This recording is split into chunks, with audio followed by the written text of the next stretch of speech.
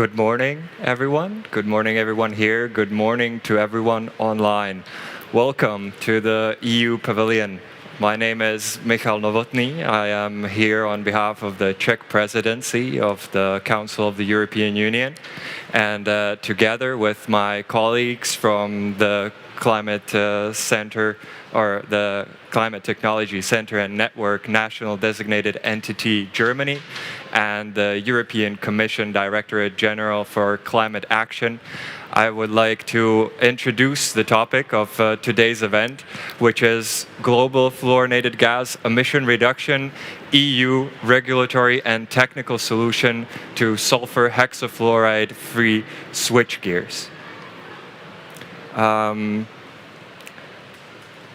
Before we start, a little bit of an introduction to the topic. We know that we come here to COPs, the heads of delegations, the heads of state, party delegates, and observers come here every year because we have to do better on climate.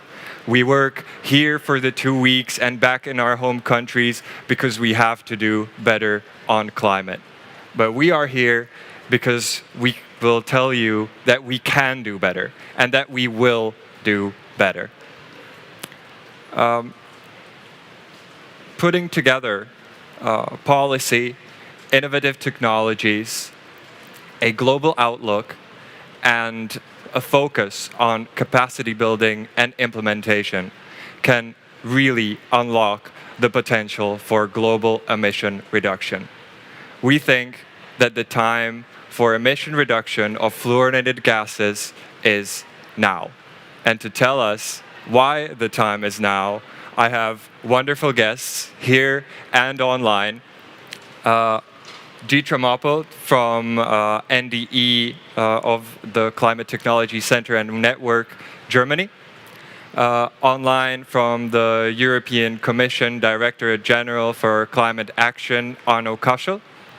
Then Mark Kuschel from Siemens Energy, Thomas Forth from the German Ministry of Development, and online also Dr. Fabian Lemke from Nuventura, and last but not least, the director of the Climate Technology Center and Network, Rose Mabaza.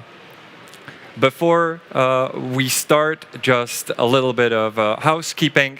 We have an online chat for all you people online. You can ask questions and comment. We also have Slido, a Q&A. You can post your questions. We will come back to them at the end of the segment. And also, we have 2 Slido polls because we would like to know a little bit about you, about the people who are tuning into our event and are interested in this event. So the first one is plain and simple: where do you come from? What region do you come from? With that, I will hand it over to Dietram. Take it away.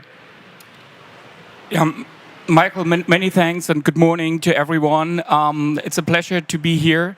My name is Dietram Oppelt. I'm from the NDE Germany. The NDE Germany is part of the UNFC CCC technology family, and NDE is part of the CDC, the Climate Technology and Center and Network. And we are working under the German Ministry of Economic Affairs and Climate Action. So basically, first of all, I would like to give you a short introduction what the technology mechanism under UNFCCC is about. And if we can turn to the next slide. So basically, okay, so you see here, basically, the purpose of the technology mechanism is to accelerate technologies for a real transformation to climate neutrality. And for this, basically, we would like to do our best to disseminate technologies globally, and technologies are a key enabler on the path to climate neutrality. And for this, basically, we have the family of the NDEs, like 160 NDEs globally, and it's all coordinated by the Climate Technology Center. And it's very great that we have Rose and Baza, the director of the CDCN, here as well. So as the next slide, so basically, and today we would like to highlight just one technology, I think, which is a fantastic case to showcase what is possible for technology. And this is basically alternatives to SF6. SF6 is basically the greenhouse gas with the highest global warming potential of 25,500. And the good news is basically we can do completely away with this greenhouse gas through the availability of new technologies. And we would like to highlight this in today's session. So basically, we would like to show that the EU, with its policy, basically is a front runner in driving this change with its policy instruments, and that basically also from the European side, from Europe, from Germany, and from other European countries, we offer technologies which are basically true game changers to climate neutrality. So the case of SF6, basically, it is this really potent greenhouse gas which lasts for over 1,000 years in the atmosphere, which is every year growing and actually quickly growing. And it's growing faster because SF6 is mostly used in electricity grids. And electricity grids have been expanding in the past and will more expand in the future because we need more electricity grids for spreading renewable electricity. And so for this, it's really important that we basically use renewable energy grids without SF6. And we would like to show basically that the technologies are available now, and we would like to see them to spread globally as quick as possible. And to basically do climate protection and environmental protection at the same time. And for this, basically, it's great to have so many stakeholders here from the policy side and also from the private industry. And what we really need is a collaboration here between policy and also the private sector to make this change happen as quick as possible, because we see really that policy is triggering the change, and then we need the technology to enable the change and implement it, and private sector to implement it. So what we would like to show is that basically to how can we go from the European solutions here to a global scale. So the problem is addressed in Europe now and in some other parts of the world like California, but it's not addressed globally, and we need to spread as quick as possible. So we would like to showcase solutions from the European Commission. We have two companies here, Siemens and Ventura, which are true innovators in that field. We have GIZ, which is trying to bring this change also globally as a German development agency. And we have the CDCN, basically, which is the network globally reaching out to all the networks and the NDEs, the national designated entities in all the countries, and connecting them, and basically has a platform to bring it globally into the world. With this, I would like to go back to the other colleagues. Next up, Arno from the Commission for the policy side. Take it away, Arno. Yeah, thank you very much, Michael, and good morning to all. I was asked to give a little bit an overview over the EU's regulatory framework on fluorinated gases. Could you put on the presentation? Yep, the presentation is on. That one, okay, thank you very much. Let's go to the next slide already. Okay, so just very briefly, a little bit a short overview over what we've been doing. So we started back in 2006 with the first F-gas regulation, which is focused mostly on what we call containment, meaning keeping fluorinated gases, including SF6, in equipment. We then, in 2014, made a new update of this regulation where a lot of measures were introduced to prevent that these gases are used, especially in the area of refrigeration and air conditioning, via a quota system that reduces the HFCs and via prohibitions in different sectors. And you may know that in 2016, at global scale, under the Montreal Protocol, the world agreed to phase down the HFCs. Now we're taking another step. We made a proposal for a third F-gas regulation, and we want to take it a little bit further to go beyond Kigali and actually put us on the right track to climate neutrality in 2050. Please, the next slide. Yes. So just a little bit, the main objectives that we have in our policy area is that we want to, wherever this is technically and economically possible, we would like to prevent any emissions in order to bring us further on the road to climate neutrality.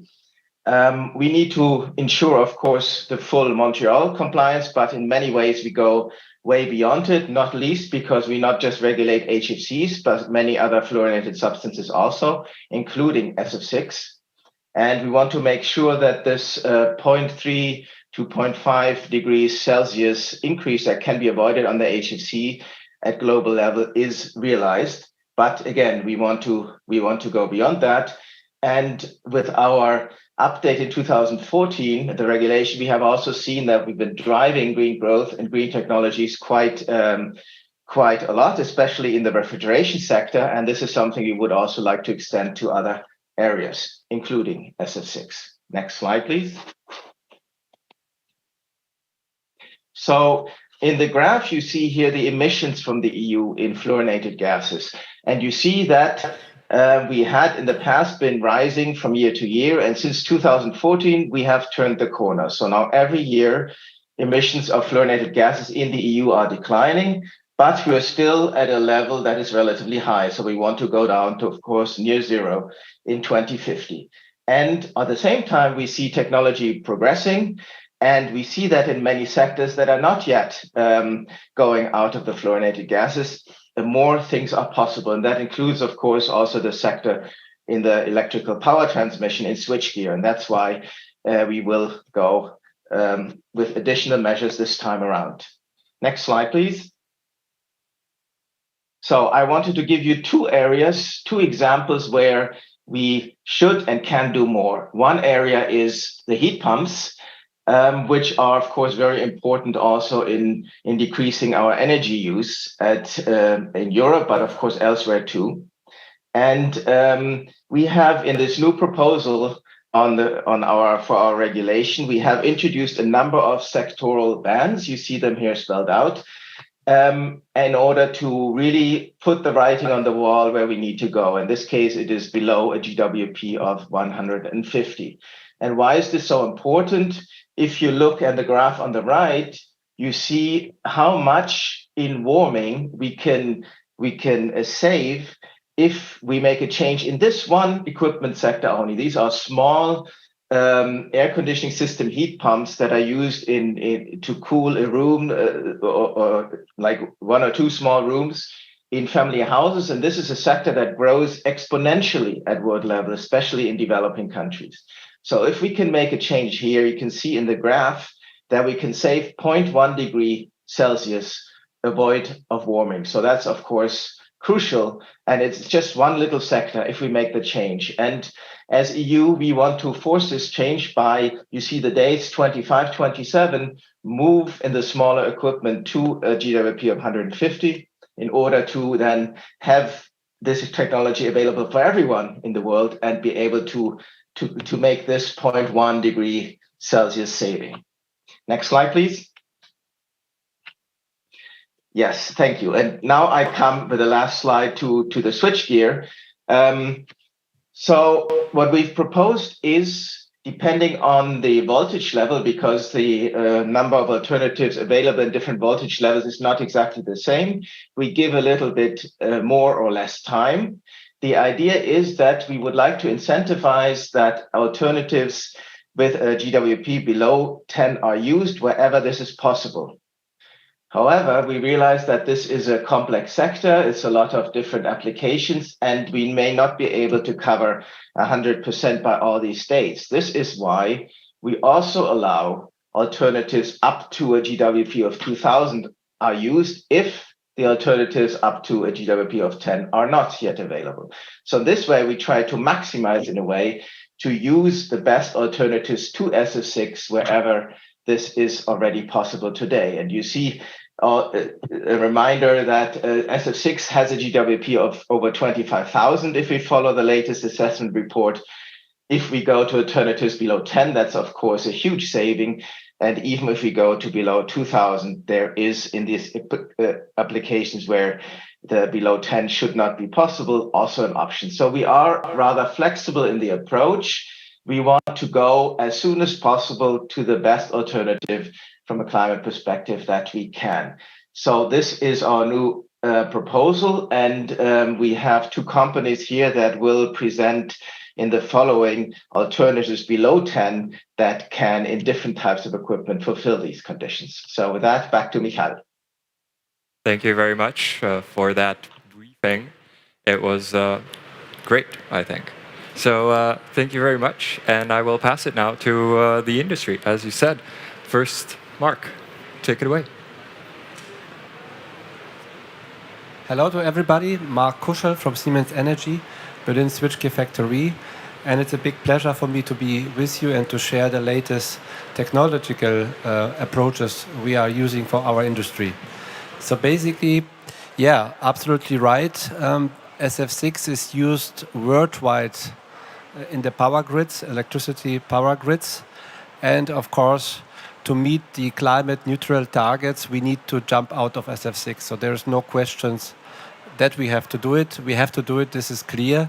And the industry basically started around 15 years ago already to develop different and alternative solutions. Of course, you know, the electricity grid is very important. The society without electricity will not survive. So therefore, we have to be very, very careful that, of course, everything is working accordingly.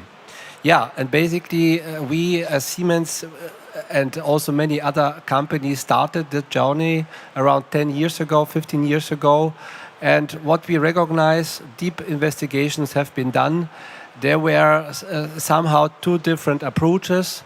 One approach which used an alternative fluorinated gas with a lower global warming potential of around 500 if you use it as a mixture, gas mixture. And the other approach would be to use natural origin gases. So there are, of course, pros and cons. At the end of the day, if you want to reach really climate neutrality, you have to go for the natural origin gases and a GWP of less than 1. Only in this case, you are reaching the climate neutrality without any CO2 offset compensation. And this is basically the majority of the industry decided to go this way.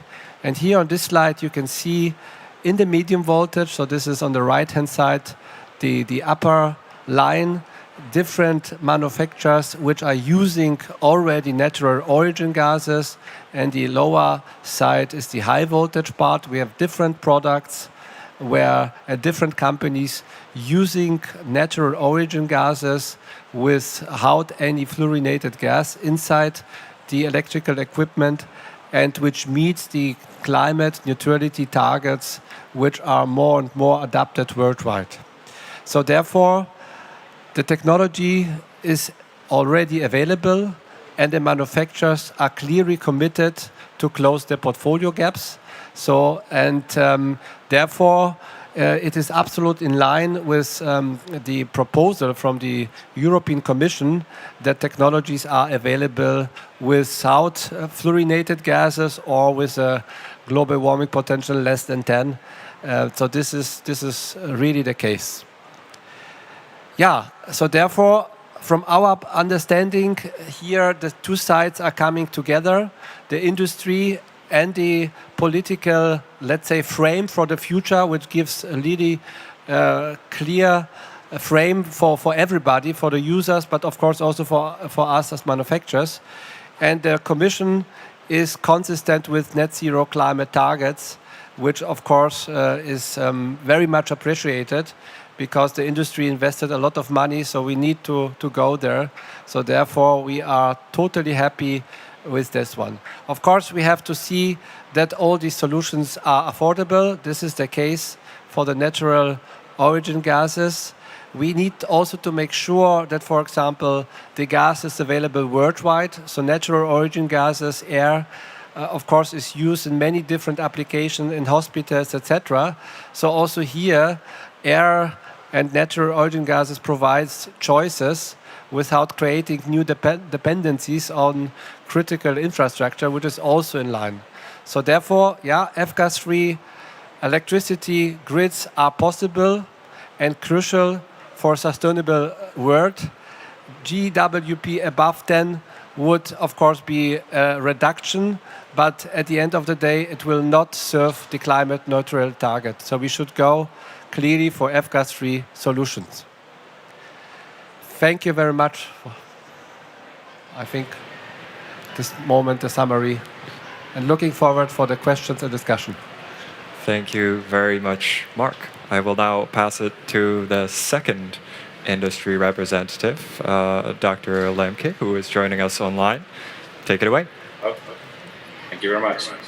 Thank you very much for the opportunity. In fact, I'm also based in Berlin, like Mark Kuschel, so we have a bit of a Berlin concentration here on the panel, but there's definitely also other cities involved in switchgear technologies. I would like to focus my presentation solely on the aspect of enabling. If you could maybe move forward to my part of the presentation. There was one type of slide, but it seems it's not there anymore. So let's just stay with this one. The important part about switchgear, and here I'm talking now about the medium voltage side, is that we will see a lot of demand growth in switchgear globally. And that is driven by the energy transition, of course, that we all want. The sources for this growing demand are decentralization of power generation, electrification, we know it all, also change in the grid structure because of EV charging and other changes in the grid. So these are all aspects that mean we will see a growing demand for medium voltage switchgear. And medium voltage switchgear today are already 50% of the SF6 content, banked content. So medium voltage is as relevant as high voltage, and therefore, of course, also needs to be addressed. But the industry structure is, to a certain extent, a little bit different. If we can go to the next slide, please. So what I wanted to show with the growth in demand is that we will also see a growth in SF6 demand because it's directly linked also to the growth in medium voltage switchgear. And there is a prognosis or a projection of a 75% increase by 2030 in a business as usual scenario. And the growth that I've been showing before, this growth is 80%, more than 80% outside the EU. So I very much agree that a regulation in the EU is very important to drive the technological change. But in order to enable that change on a global level, we also must think about who has access to this kind of technology and how can we, in the fastest way possible, enable the world to actually use different kinds of technologies.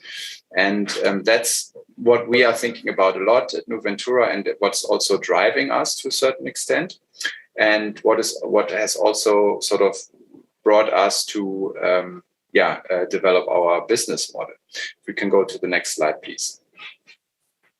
So one of the very difficult aspects around this topic in medium voltage is that many manufacturers today of medium voltage switchgear, they are not going to be able to offer this kind of solution, or they're not going to be able to develop it. And I would like to explain this a little bit with the industry structure. On the left-hand side, you see basically the market shares in this market. And we all know the very large companies that are offering their technologies on a global level. We also saw it on the slide before that Mark Kuschel was showing. There are a couple of big names who have dry air solutions or natural gas solutions, and on the medium voltage segment, a large portion of the market is currently served by what we call Tier 2 and Tier 3 manufacturers. And these manufacturers, they also need access to another kind of technology so that we can actually globally bring an alternative as fast as possible. And the challenge here is that there are multiple filters, basically, that hinder them, that avoid that they have access to this technology. The first one is capability. In the medium voltage sector, we have a lot of SMEs, small and medium-sized enterprises, and often they simply do not have the R&D capability to develop an SF6-free technology. The second filter is that usually also from a financial strength perspective, they do not have the financial power to invest on the development of such technology. And the third aspect is, even if we assume that they have both other things in place, capability and financial means, very often they are serving local or regional markets. And those regional markets simply are not large enough to justify such an investment, to justify the risk associated with the development of such a technology. So if you sort of send all the market participants through this filter, you will end up with a situation where just by the structure of the market, we have many companies falling out of this just because of the market structure, not so much because of the technology itself. And here we have another filter, basically, that then the global players, obviously, they are going to, if they invest on these technologies, they also want to offer them and sell them themselves. So that means they do not provide access to this technology to other manufacturers. And that's what is different about us, about Noventura. We are trying to enter into long-term partnerships with other manufacturers. And we are also not doing this from a completely philanthropic perspective. We are also a for-profit organization, but we are also doing this because of who we are and where we're coming from. We do not have a global sales force to sell, so we want to create win-win partnerships. And if we move to the next slide, please. So what we do is we offer our technology in long-term partnerships to manufacturers globally. Already now, funnily, the strongest demand is coming from outside the EU, where we are not expecting currently such a strong regulation. But this is sort of telling us that our approach works.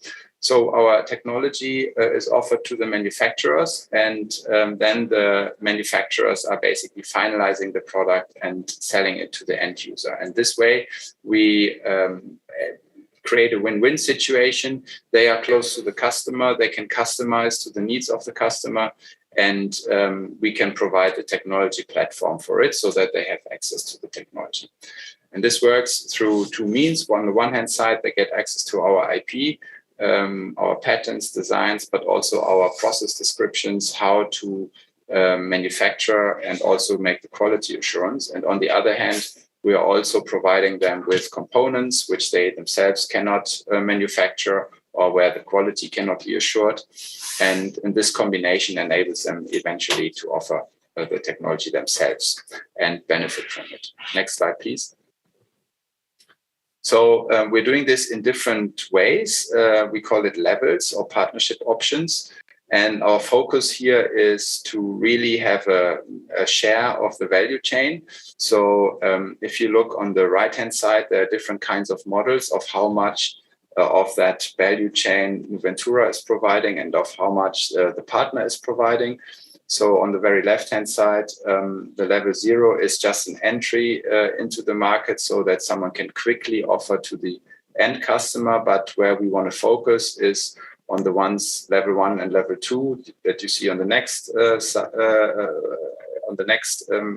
on the right hand side, sorry. So here the focus is that we can provide hardware in level 1, and the manufacturing partner does the customization and does the automation part. And then the next level would be that we only provide sub-assemblies and they do the final assembly. Level 3 would be a full license where we do not provide any components anymore, but this is also limited in terms of capability of the manufacturing partner. What they win with this, and what we all win with this, is a faster access to the market, a faster proliferation of an alternative.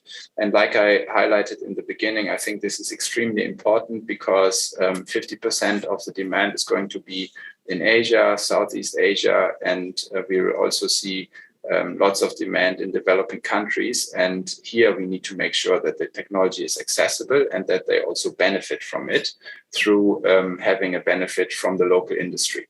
And that is what is inherent in our approach. And in this way, I think we're trying to contribute as well. Thank you. Thank you very much. Next up, to seek a little bit of a global outlook, we have two guests who will try to provide such an outlook. First, Thomas, you have the floor. Thank you so much for the invitation. I think it was really good to speak just now about our sectoral approaches in the Ministry of Environment. It's not true anymore now in the Ministry of Economic Affairs and Climate Action. So the first initiative I would like to present is coming from the environmental side, and it's now taken under the Ministry of Economy. This is important because we would like to have sectoral approaches as a strategy for using Article 6. We don't want to go project by project as we have seen under the Kyoto mechanism and under the CDM. This is not the way we will change the world. We cannot have transformational processes on this level. It may support when you go for the voluntary carbon market, but we need a strategy. And okay, this is not my one. Yeah, can you just go forward on this? Okay, sorry. So I will tell you something how we have worked with this NECEC initiative. We started this still under the Kyoto time, just launched at the Paris Agreement was signed. And so we have the idea to make the best of both worlds, the upcoming new market mechanism where we are still working on, and the certification scheme under the CDM. We never had the intention from the German side to use these certificates for compliance reason or for compensation reason. We would like to provide an MRV procedure to know what we have got at the end of such a process. And let me go to these activities we have planned for this nitric acid fertilizer emissions. We have tried it in two ways. One, with the World Bank, there is a pilot auctioning facility to have a little bit competition on certain greenhouse gases. One was the methane appliances in the local communities. That was very clear that it is additional and worthwhile to save, and the same for fertilizers. So this is one thing, and we have performed there an auctioning model under this World Bank model, and it was quite successfully, but it was for ongoing projects that it's to learn. Then we have sought for getting new partners in the reduction of fertilizer emissions, so it is needed to have a political framework. And of course, it is very cost effective to reduce these emissions. We would say it's a low-hanging fruit, and therefore we have a certain understanding that this low-hanging fruit should not go again to the carbon market and to substitute better cooperation schemes where more money is needed, and therefore we offered the support of the host countries when they change to a better abatement technology. You know, there are different technology available, and we have to go through the already installed abatement technologies. And what we have learned, even if Germany is going to spend the money for the first rehabilitation of this technology, it will become a long political process involving the political institutions and the company sector, and getting them ready to accept for later regulation under their domestic policy schemes, maybe under their NDCs.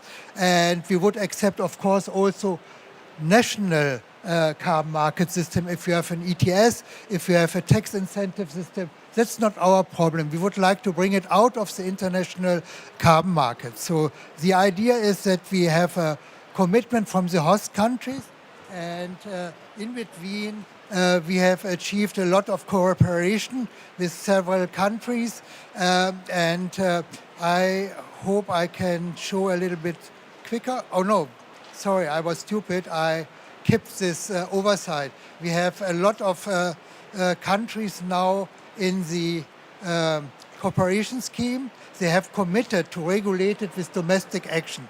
And so far we are successfully, and we are sure to invest. We have invested 80 million euros for setting the incentive and a few first installation. And I tell you, even if you know that we have worldwide more than 150 installations to rehabilitate, it is difficult to spend the 80 million in investing. So this is something we have to learn. We have a certain idea what we can do with SF6. So I go, for the sake of time, a little bit more directly to the slides for SF6, and then we can maybe discuss later what is the idea. And the idea is that we have not a comparable case. We have heard from colleagues from the industry that it's running to parity when you would like to have investment. But you have also the hurdles in a broader scale to get in every country this technology invested, because the investment conditions are differently. So we expect in this case that we can use carbon markets, the new carbon markets, for closing the financial gap. And at the moment we don't know exactly which activities will lead to additional emission reductions. This is something we would like to analyze now, together with countries, together with also the consultancy scene in the carbon market, but of course also with the manufacturers. So we really welcomed the self-organized initiative by the manufacturers. I think this is a good starting point to check where additional money by selling mitigation outcomes internationally could overcome the financial barriers. And so maybe there are also, when the markets are ripe in certain countries, creating a new low-hanging fruit, and then we have to think about financing conditions and not about Article 6. So this is something we would like to learn, which countries, which applications are useful to use Article 6 and mobilize the markets. I think there is a big demand growing up on the market, especially when companies would like to become carbon neutral. I think there are several initiatives. I don't want to go into the discussion of voluntary carbon markets. This is the right way to find the conditions for having certificates bringing you to carbon neutrality. So that's not the point. But maybe there is a big demand we can mobilize. But also we have to ask whether the conditions to provide the framework needs public investment. And therefore we are thinking about creating a group of like-minded stakeholders in the process.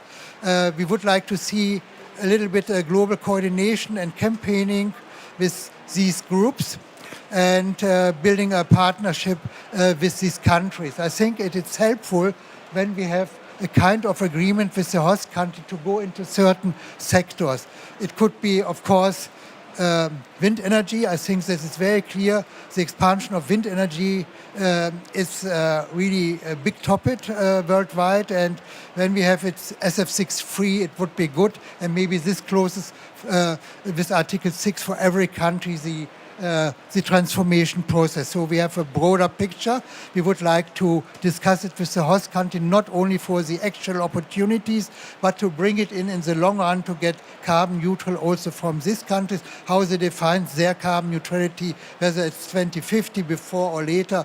We have to discuss the strategy, how the host country could come in. And this is something of the political framework. And what we need as next step is really to bring these parties together.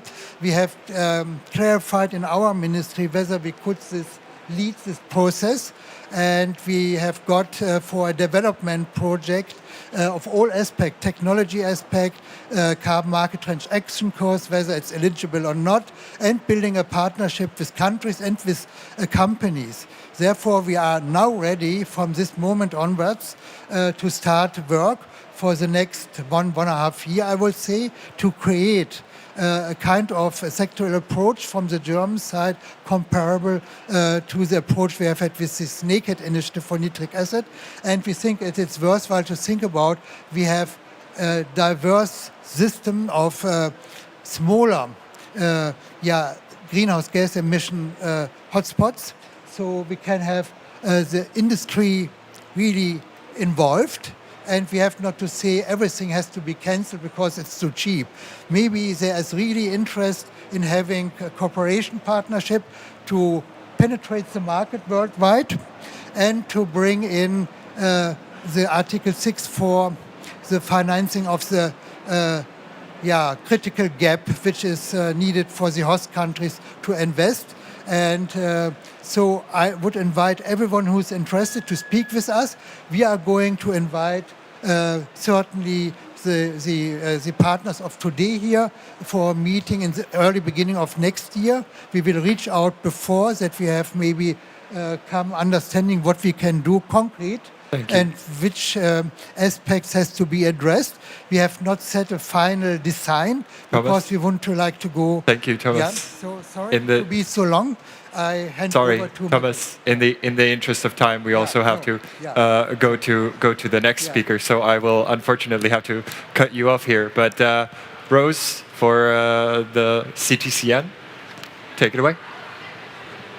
Thank you very much. The clicker, please. Thank you. I'm really very grateful to the EU, our national designated entity within the German government, DITRAM, and to the Czech EU presidency for this opportunity. So I was particularly interested in this segment because, as you mentioned, for the potential it has for the energy transition, especially for the developing countries we are mandated to serve, but also secondly, the potential it offers for leapfrogging, because a lot of these countries are not only transitioning, but they will be accessing energy for the first time, because it's almost 750 million people without actually access to energy. So for them to be able to not only transition but leapfrog and have access to these energies would be absolutely critical in the role that we are trying to play here to limit greenhouse gas emissions to 1.5 degrees. Because of time, I will start off quickly by saying that for the CTCN, because we are a body under UNFCCC, a lot of our science that drives the work we do is derived from the IPCC. And if you look at what the IPCC tells us about the F gases, they tell us they have the highest relative growth, starting from low levels in 1990. And they are telling us that reaching net zero requires net negative emissions to be balanced. But what is interesting, again, in the context of the mandate that I have, is that developing countries' abilities to deploy low-emission technologies would be enhanced with the increased financial resources and capacity for innovation, which are currently concentrated in developed countries along technology transfer. And I think the speakers from industry here have demonstrated where that innovation is happening. And so our role, therefore, comes in as a mechanism of the UNFCCC. I head that part on the left, that is the implementation arm. Our job is to identify those technologies that are available and ready for deployment in the market, and then work with our technology owners to ensure that they are deployed. And so that is what we are hoping to do here. We do this with the support of the parties themselves, so the European Union through the EC that funds and enables this transfer, as well as individual European countries like Germany, which invests in the finance mechanism that funds the CTCN. And then I put the finance mechanisms of the UNFCCC because they also do fund a bit of that technology transfer. And we have an enabled ability to work with you to deliver these technologies because we have 3 regional offices in Africa, in Latin America, and Asia.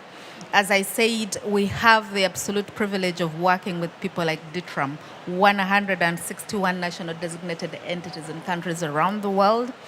We have around 750 technology service providers, technology innovators such as the ones that are here, and we also have several consortium partners.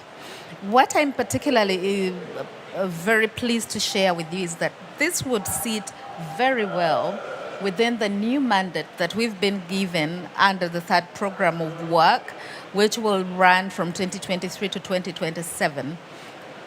And under this program of work, we have been mandated to focus on 5 systems transformation that are deemed to be the largest contributors to climate change.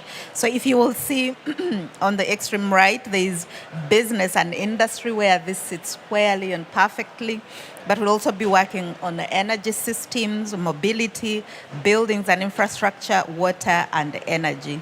So this is a very important area of work that we would be interested in working in going forward. Now, to go to enablement, in fact, a lot of the countries that we work with want to create an enabling environment for innovation, for investment. And so the requests are for policy and regulatory standards that enable the private sector to invest. You've talked a little bit about this already, but really to go back to the national commitments of SF6 reduction, because we now know what the NDCs are telling us. We know for a fact that developing countries need support to include SF6 reduction targets in their updated NDCs. Many of them really do not have the right skilling or tools to do this. We know that from the work we do supporting developing countries to do their technology needs assessment, that this is something we can do with your partnership to enable the countries to do that. I'm just running through this because of time.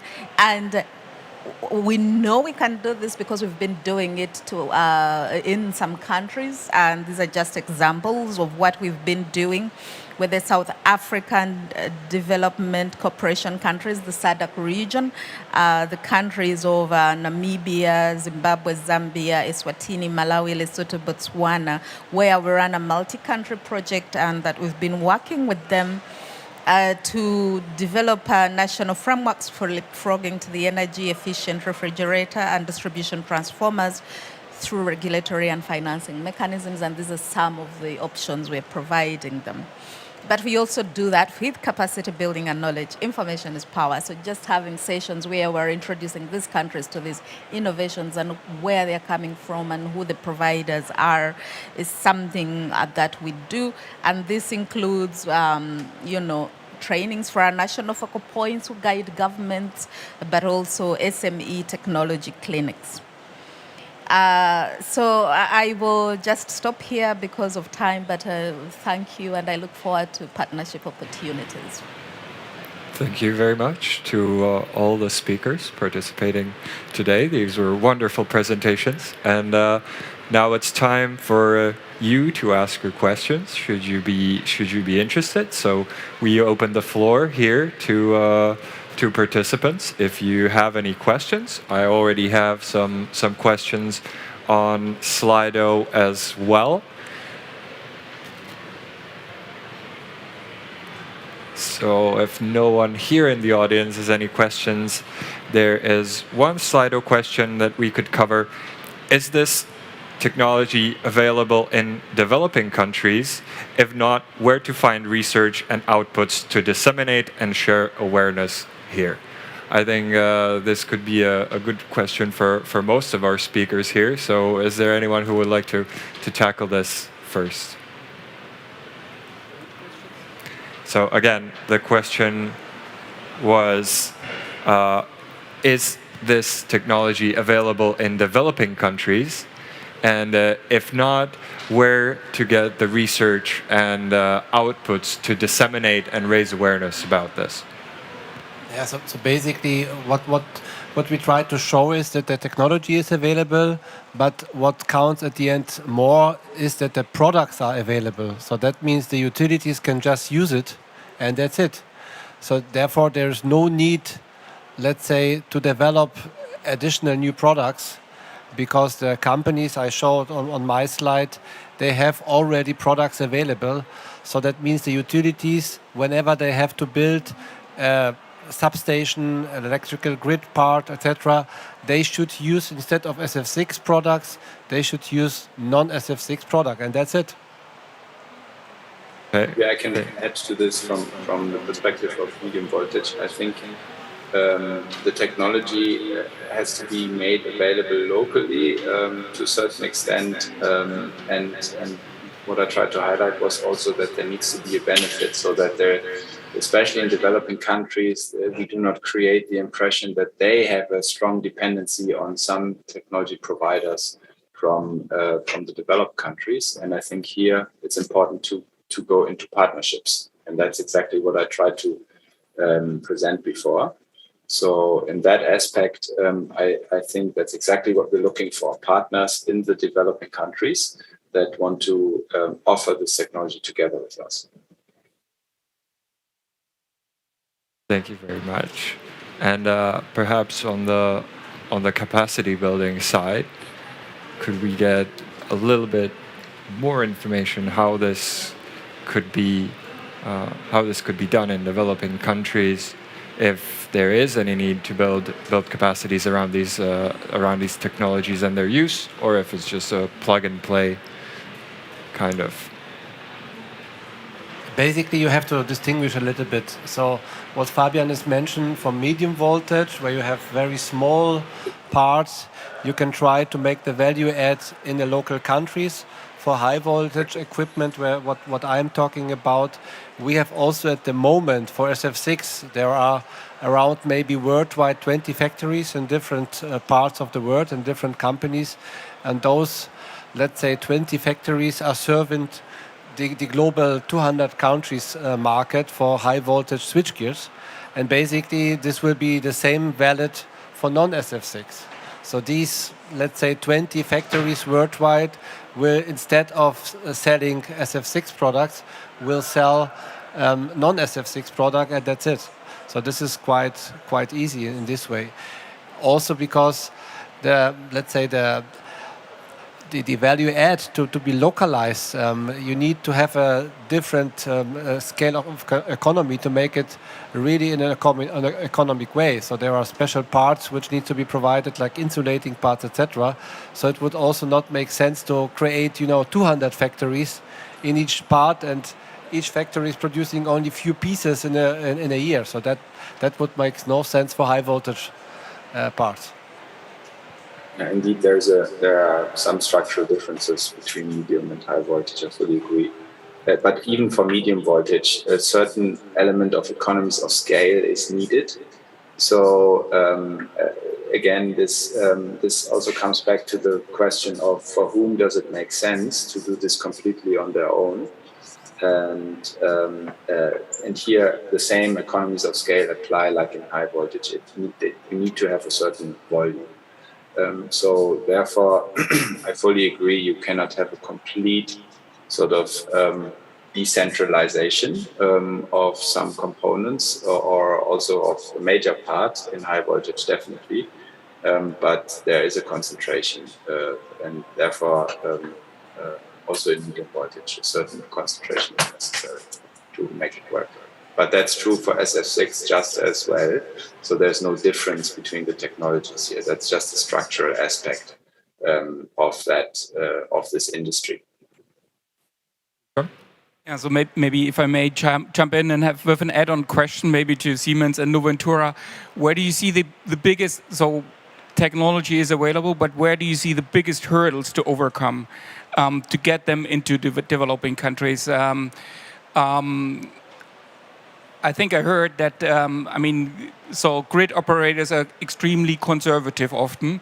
So if it comes to a new technology, what does it take them to be convinced? So if you have a grid operator in a developing country, and maybe can organizations like GIZ and CDCN help on convincing grid operators to overcome the barriers? And maybe a special question to Noventura on your cooperation approach. We have seen that a lot of the medium voltage operators companies are actually small scale or medium scale countries in developing countries. What are the hurdles in cooperating with them and overcoming their resistance? Yeah, so one of the main arguments that is coming, of course, is where have you proven this technology on a longer time scale? This is something that we're not only facing in developing countries, but also the developed countries. Like you said, the grid operators are, and also to a certain extent, have to be conservative in what they implement in their grids. So they want to see experience with the new technology. And that's a bit of a vicious cycle. If we do not push for projects to be realized, then obviously we can never build up experience. And I think here the upcoming regulation in the EU as a front runner and also in California is definitely helping. And what we definitely need is clarity about it. What is going to happen and when is it going to happen? I think that's something that is helping us to build these references, and then these references are what is driving also an implementation in the grids in the developing countries.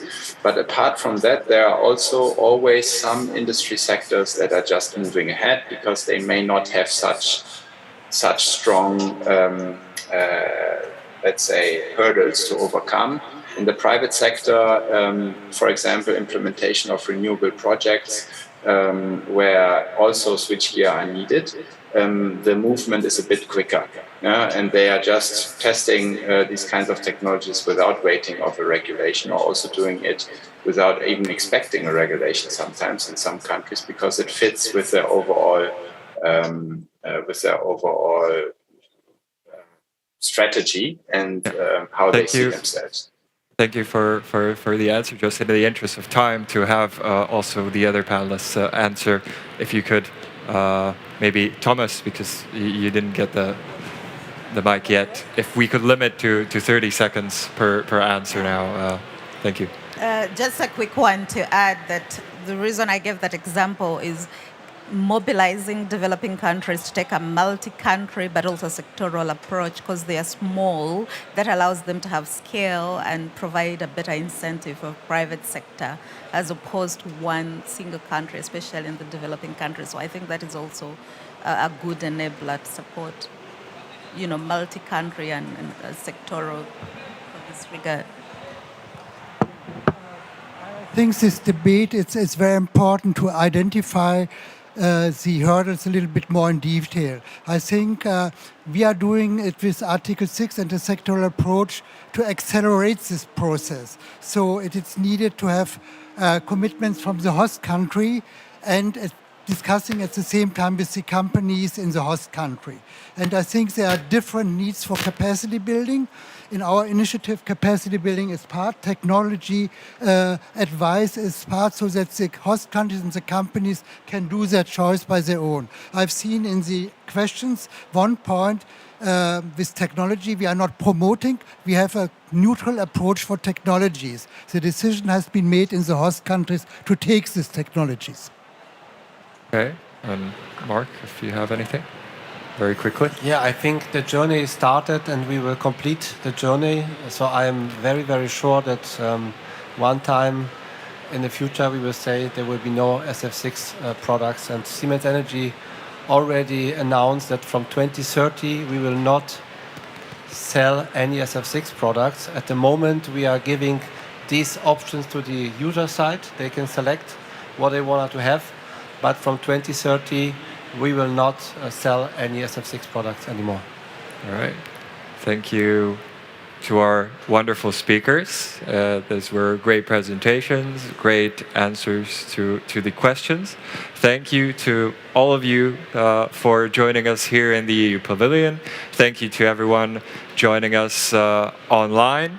And stick around for next sessions because the EU Pavilion is full of amazing events. Thank you very much for coming out and see you around.